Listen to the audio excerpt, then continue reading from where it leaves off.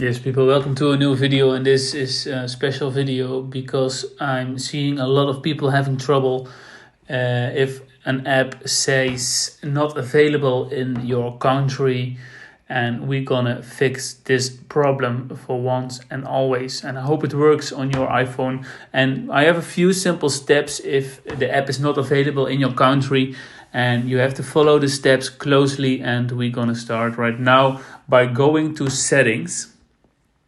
Yes, then you click on your username, or well, on your name, and then you have to tap on, let me see where it was, yes, media and purchases. Yes, and then you tap on view account. So you go in the settings of your Apple Store, what is connected with your iPhone, of course, and with your username or with your full name, doesn't matter. And then you see it already. You see country region. What you can do right now, well, I have to load, and you can change your country or region. And you have to look out because there it's already saying changing your country or region will cancel any automatically renewing subscriptions.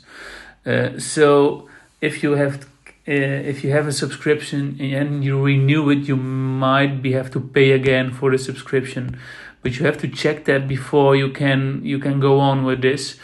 What you can do now, you can go to another country and you can select another country.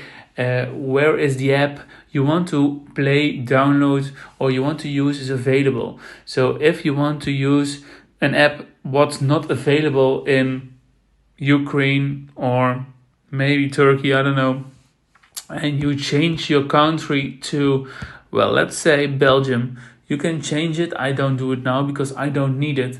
And then you can go to your account, you can go back, you can go settings, and you close this, and you can go again to the App Store and you can try to download your app again.